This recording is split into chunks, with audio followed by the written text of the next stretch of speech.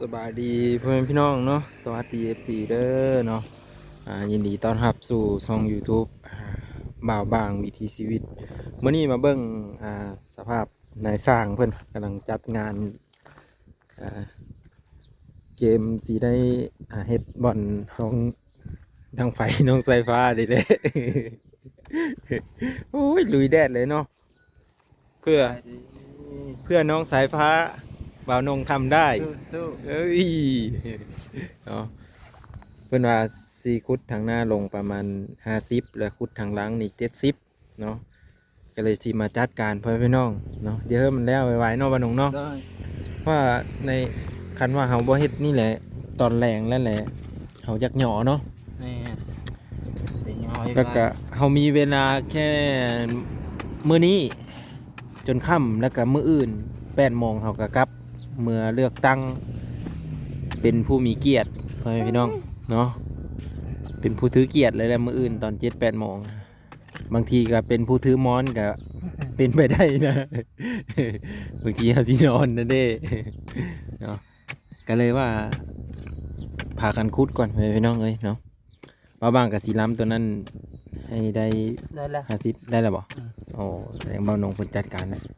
ทั้งรูปนี้เพิ่นสิเอา70เพิ่นว่าเนาะแต่ยังบ่ทันได้กินข้าวกินน้ำเลยนี่พ่อแม่พี่น้องโอ้ลุยขนาดเลยจะสิกินข้าวกับเพิ่นเนาะรู้สึกว่ารายจ่ายก็เริ่มร้ายแล้วพ่อแม่พี่น้องเอ้ย ขนาดอยู่คาบหนึ่งเด้นี่ฮะ งอกขึ้นที่ เออ หัว มันงอกขึ้นแหละเนาะกะ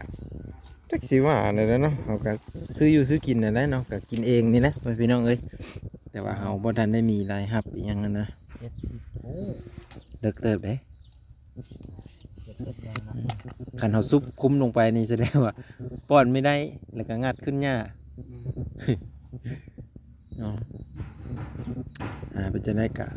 เป็นกำลังใจให้ในเด้อ FC เด้อเนาะเป็นกำลังใจให้ซองเบานงแล้วก็ซองเบาบ้างchannel แล้วก็เบาบ้างวิถีชีวิตมาให้พี่น้องคลิปนี้สิได้ลงเบาบ้างวิถีชีวิตเด้อเนาะ